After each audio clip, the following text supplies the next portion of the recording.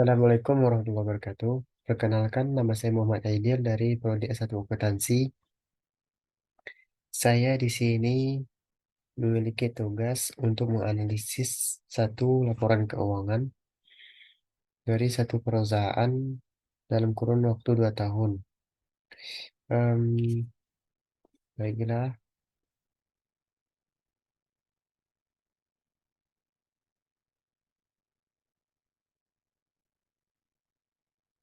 yang pertama yaitu rasio likuiditas. Rasio likuiditas adalah matriks yang digunakan untuk mengukur kemampuan perusahaan dalam melunasi hutang dan kewajiban jangka pendeknya. Adapun jenis dari rasio likuiditas yaitu yang pertama current ratio.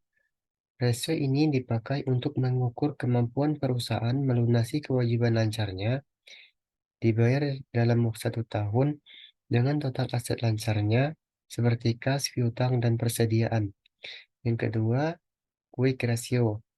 Quick ratio yaitu digunakan untuk mengukur kemampuan perusahaan melunasi utang jangka pendek menggunakan aktiva lancar tanpa mempertimbangkan persediaan.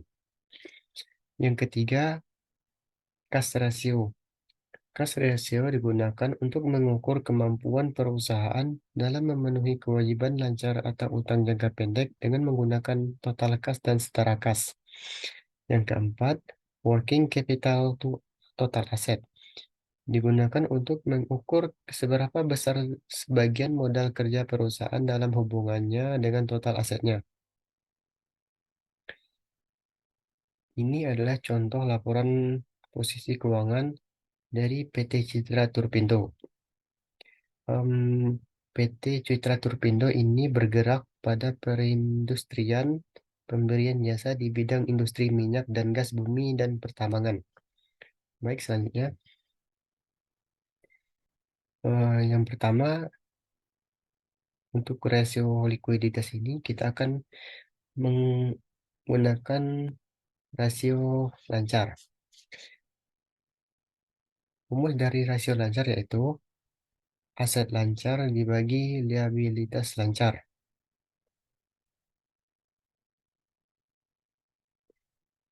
Untuk aset lancarnya yaitu bisa kita lihat di sini di 2019 ada 108.808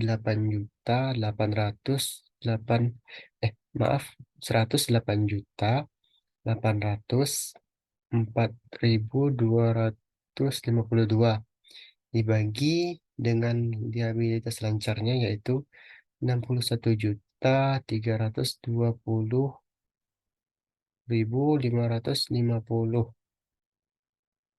Bisa kita lihat di sini untuk liabilitas lancarnya.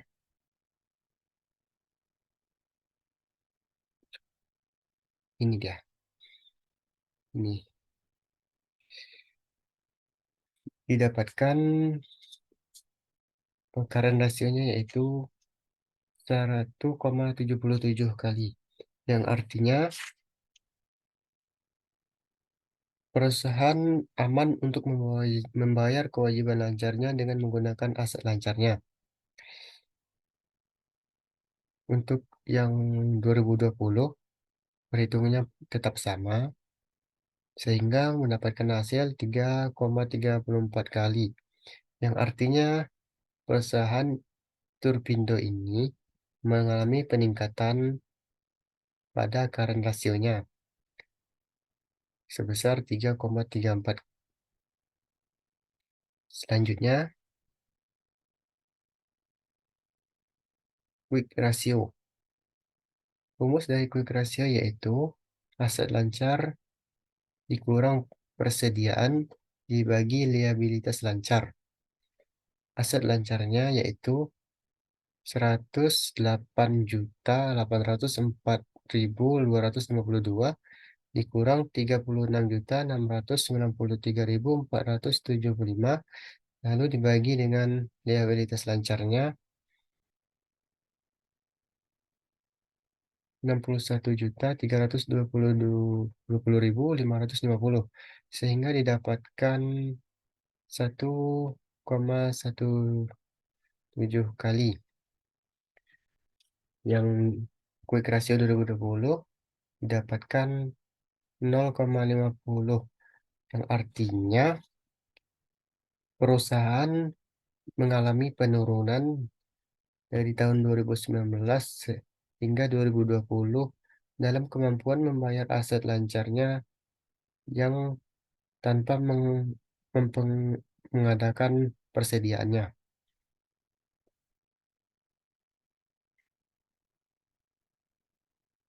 Selanjutnya yaitu cash ratio. Rumus dari cash ratio adalah kas ditambah surat berharga dibagi liabilitas lancar. Cash ratio pada 2019 yaitu, bisa dilihat di sini, ini akunnya, ini angkanya. Kasnya adalah 11.839.210 dibagi liabilitas lancarnya, bisa kita lihat di sini jumlah liabilitas jangka pendek ini, atau sama dengan juga dengan liabilitas lancar, yaitu 61.320.550. Maka didapatkan perbandingan antara kas dan liabilitas lancar yaitu 0,19 kali, yang artinya yaitu kemampuan perusahaan dalam membayar utang lancarnya dianggap tidak mampu karena rasionya ini di bawah 1. Walaupun rasio di tahun 2020 ini mengalami peningkatan, masih tidak dianggap tidak mampu untuk membayar liabilitas lancarnya dengan menggunakan kas.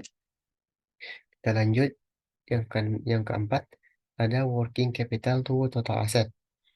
Rumus dari working capital to total asset yaitu modal kerja dibagi total aset.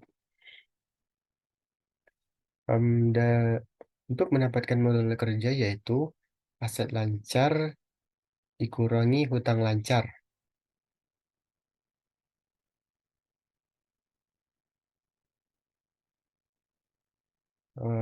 Aset lancar ini untuk 2019 adalah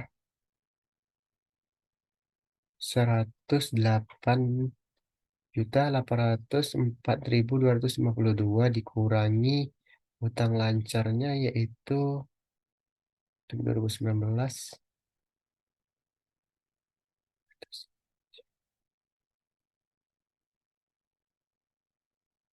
ini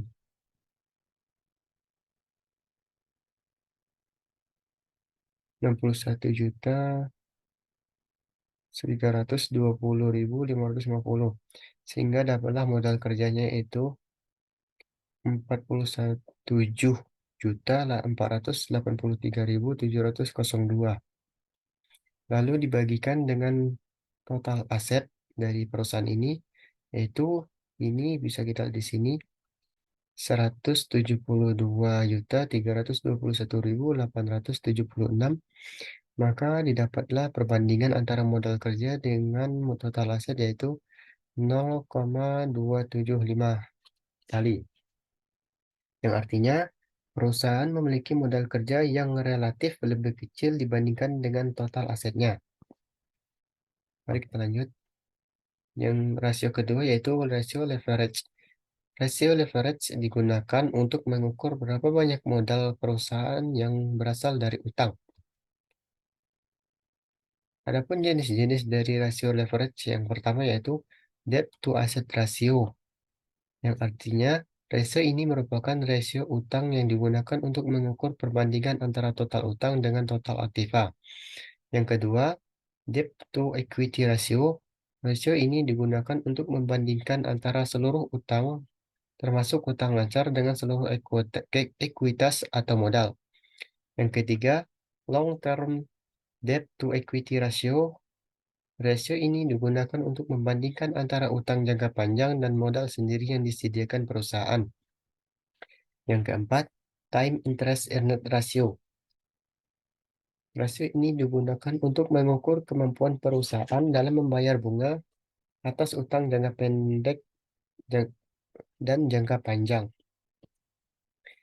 Kita masuk ke perhitungannya. Yang pertama, debt to asset ratio. Rumus dari debt to asset ratio yaitu total utang dibagi dengan total aset.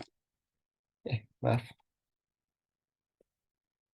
Untuk perhitungan 2019, 70.871.753 dibagikan dengan 172.321.876. Maka didapatkanlah perbandingan antara total utang dan total aset yaitu 0,41 kali. Yang artinya perusahaan ini memiliki kemampuan finansial yang baik dalam mengelola utangnya. Dikarenakan rasionya di bawah satu.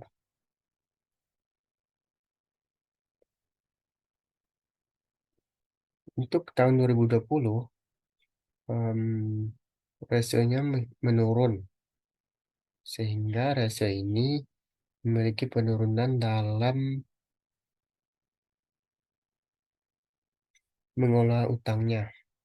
Yang kedua, ada debt to equity ratio, rumusnya yaitu total utang dibagi total modal. Untuk 2019, dapat kita ketahui 70 juta, angkanya 70.871.753 dibagi dengan 101.450.123. Dan maka didapatkanlah debt to equity rasionya yaitu 0,69 kali. Begitupun untuk untuk rumus 2020 didapatkanlah 0,31 kali. Yang artinya perusahaan ini cenderung lebih bergantung pada modal sendiri daripada utang eksternal. Dikarenakan em, modalnya dikarenakan rasio ini di bawah satu. Mari kita lanjut ke rasio ketiga, long term debt to equity, yaitu perbandingan antara utang jangka panjang dengan total modal.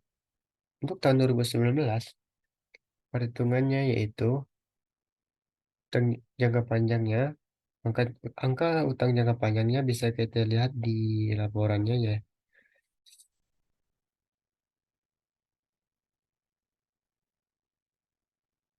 Angkanya yaitu 9.551.203 dibagikan dengan total modalnya. Ini kita lihat di sini 101.450.123. Sehingga didapatkanlah long term debt to equity rasionya yaitu 0,09 kali. Yang artinya perusahaan ini lebih bergantung pada modal sendiri untuk mendanai operasinya daripada utang jangka panjangnya. Begitupun dengan tahun 2020 ini menaiki kenaikan.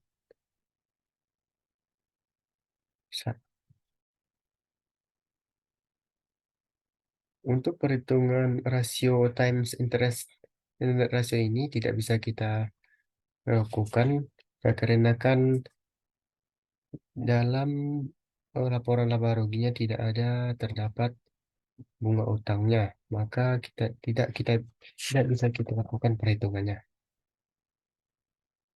Selanjutnya ada rasio aktivitas. Rasio aktivitas adalah rasio yang digunakan untuk mengukur dan menilai kemampuan perusahaan dalam memutarkan asetnya yang bertujuan untuk menghasilkan pendapatan dan laba. Ada tiga jenis yang ingin saya sampaikan. untuk rasio aktivitas. Yang pertama, total aset turnover digunakan untuk mengukur kemampuan perusahaan dalam memutarkan kekayaannya untuk menghasilkan penjualan. Yang kedua, receivable turnover digunakan untuk mengukur kemampuan perusahaan dalam mengelola dana yang tertanam dalam piutang yang berputar. Yang ketiga, inventory turnover digunakan untuk menghitung rasio perputaran persediaan yang mengacu pada cepat atau tidaknya persediaan produk dapat dijual, tersedia kembali, dan dijual kembali dalam satu periode waktu. Untuk perhitungannya tidak ada, maaf. Selanjutnya, kita masuk kepada rasio profitabilitas. Rasio profitabilitas yaitu perbandingan untuk mengetahui kemampuan perusahaan dalam mendapatkan laba atau profit dari pendapatan atau earning terkait penjualan aset dan ekuitas atas dasar pengukuran tertentu.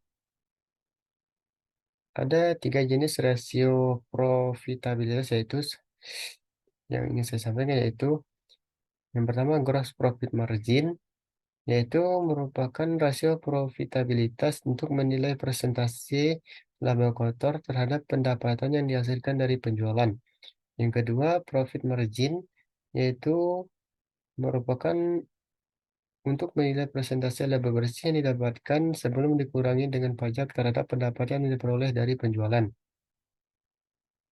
Yang ketiga, net profit margin, yaitu untuk menilai persentase laba bersih yang didapatkan setelah dikurangi dengan pajak terhadap pendapatan yang diperoleh dari penjualan.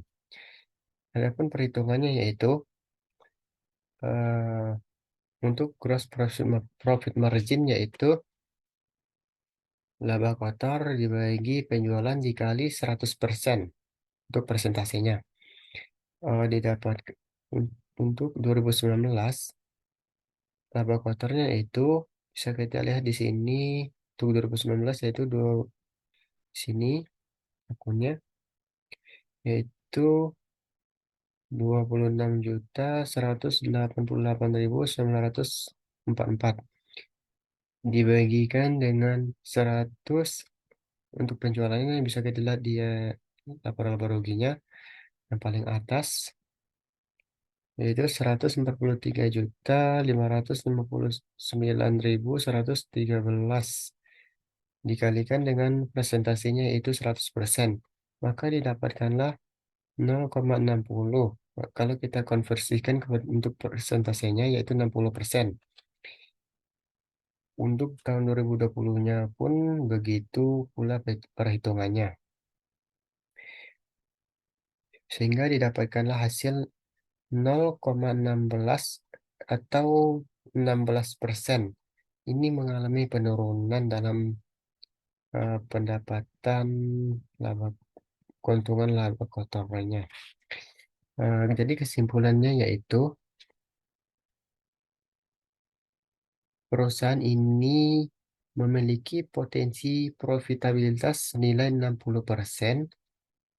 Ini sudah termasuk tinggi. Tapi untuk tahun 2020 ini perusahaan memiliki potensi profitabilitasnya rendah daripada tahun 2019. Kita lanjut kepada profit margin ratio.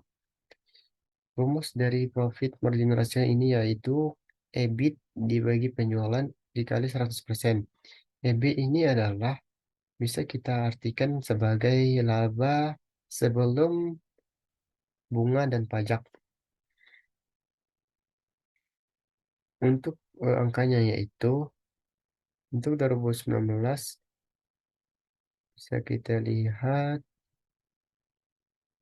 di laporan laba ruginya yaitu di ini jumlah laba rugi sebelum pajak penghasilan.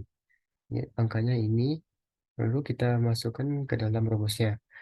Yang pertama 3.411.871 dibagi dengan penjualannya sama seperti gross profit margin penjualannya yaitu 143.559.113 dikalikan 100% untuk persentasenya. Maka didapatkanlah profit margin untuk 2019 ini 0,02 atau juga 2%.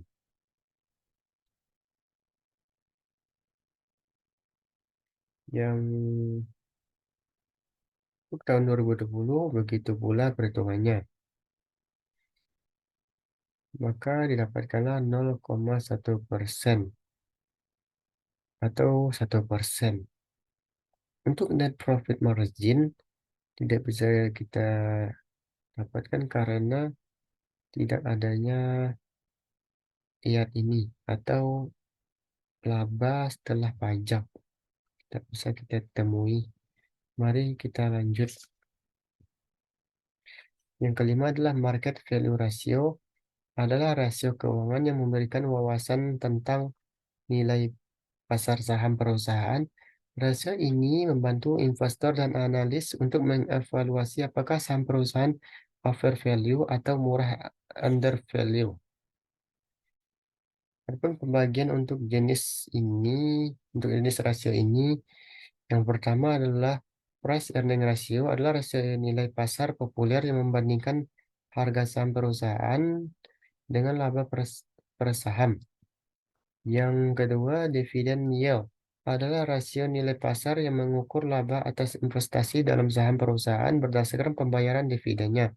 Yang ketiga, dividen payout ratio adalah jumlah dividen yang dibayarkan kepada pemegang saham sehubungan dengan jumlah total laba bersih yang dihasilkan perusahaan. Yang keempat, market to book ratio adalah rasio nilai pasar yang membandingkan harga saham perusahaan dengan nilai buku per saham. Rasio P atau B dihitung dengan membagi harga saham dengan nilai buku per saham. Untuk perhitungannya tidak bisa saya dapatkan karena tidak masuk ke dalam kategori perusahaan ini. Terima kasih. Sekian paparan materi yang ingin saya sampaikan.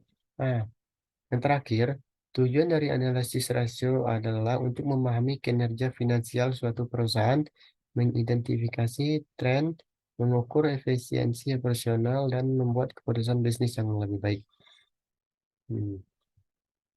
Baiklah, sekian paparan analisis rasio perusahaan yang bisa saya sampaikan. Mohon maaf jika ada kekurangan.